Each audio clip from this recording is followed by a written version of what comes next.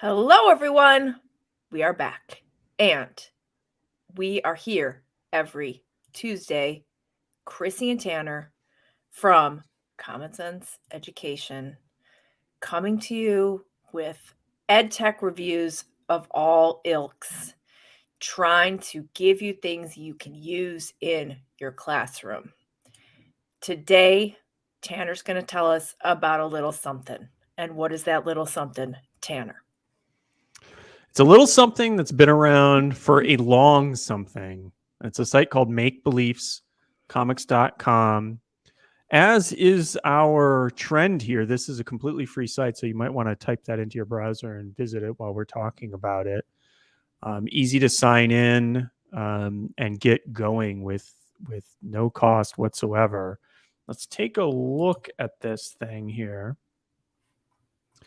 This is a site that we gave 3 stars, and it's an endearing 3 stars. It's not, this isn't a tool that I would say is flawless, but it is a tool that I think will capture the hearts of some. We rate it for grades 3 through 8. As I said, it's totally free. And it is a comics creation site, which teachers, it is a tried and true teaching technique, especially when we're talking about ELA and literacy skills, right? Creating comics is a fun way to embed those skills in creative activities. Now, here's the thing about this site. It's been around for a while. It has a ton of content. And the person behind this, Bill Zimmerman, he is a comics artist. He's a creative person. And he just likes throwing everything at you. And he's been adding to this site for 15 years. And there's a lot going on here. You can get lost in menus.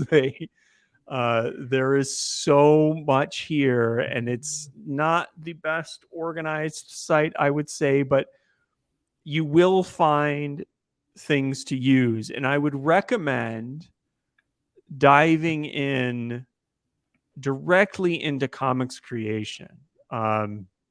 So there's this big call out here once you sign in, this begin now. I would click there, and that'll kind of show you the basic tool here.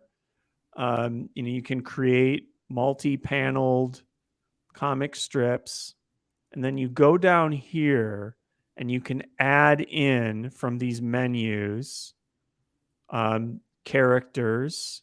You can use this menu to then kind of move around, flip your characters, scale I'm concerned them. about that character just based on his facial expression. Yeah, there's an incredible variety of things here.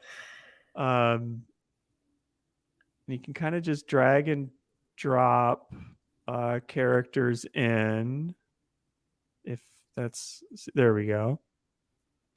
And you kind of have to, like, it's not necessarily intuitive, but it's easy to use. You kind of have to flick through here and then do this and then click onto here, and then you can do that and add in characters. You can add in emojis, balloons that you can then type in. But as you can see, like, it's going to take some work from students to kind of learn the particular logic of this program and get it working exactly as it needs to. But the good news is there's just an endless variety, seemingly, of things to customize these comics with. Now, you can, of course, make many different panels here, tell stories sequentially. You can also, a newer feature they have is you can add audio to each, so you can record. This is great for accessibility.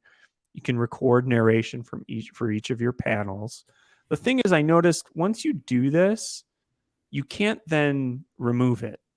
Once you add in recording to a panel, it's stuck there. This is just one of the many quirks of Make Believe's comics. So it's a nice feature, but I couldn't find any way to because I was like, oh, let me play around with this, and it's like, well, I'm locked in for eternity to having this here. But it's easy enough to click start over, erase that, start over.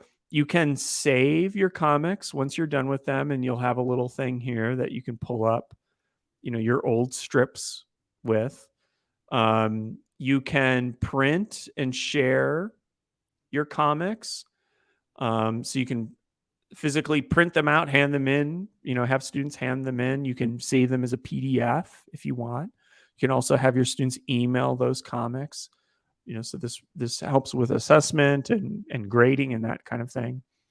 They've also got what are called comic starters, and there's also a menu here of them. They're embedded all over the place in these things, but I find these pretty handy, and they're often very topical and updated. It seems like Bill Zimmerman is constantly revisiting this site. So here's stuff about the coronavirus. And what these do is if you click through, they then offer a sort of a writing prompt that students can then add comics to and respond to, print them out, turn them in.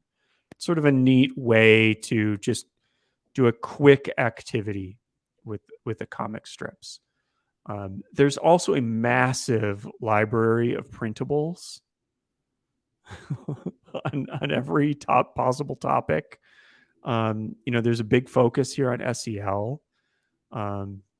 So here's a little section on grief, loss, and sadness. And these are downloadable, printable things that students can then draw on if you want to do a totally offline kind of activity. I'm going to stop there. There's much more. And I know the last time we updated this site, this was a big effort. There's English learner activities, there's special needs activities. And some of these sections also have reflections from teachers or parents who talk about how they've used the site, which is kind of a neat little way of handling this. That explain, how these tools may have particular affordances for different populations. There's also, of course, translation here as well that translates the whole site automatically in all these languages. There's a lot there, but I'm going to stop there and just say that this is a thing people should check out. It's free. I know a lot of teachers use comics creation activities in the classroom, and this may confuse you, but I think it'll charm you along the way, and you'll find something to use with your students.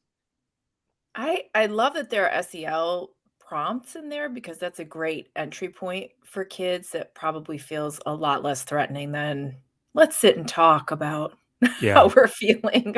And it seems like it's mostly a storytelling vehicle, a creative vehicle that doesn't involve a lot of art unless you're using the printables. That's a great point. That's something that our reviewer brought up in the review, was that unlike some other tools, or if you're going to do these activities offline, students can't create their own art, which could be seen as a downside, but it's also just for students that maybe not have those skills or may not have the motor skills to do sophisticated drawing and comic creation, it allows them just to click and be on their way in terms of storytelling. So, depending on what your use case is, it could be a benefit, could be a drawback, but yeah, it's all just click based, unless you use the printables, and then there is an opportunity there to do your own expressive drawing. Nice. All right. Well, there's another great free tool for you to explore. Again, we're here every Tuesday. We're coming back at you. And thanks for joining us. Tell your friends, and we'll see you soon.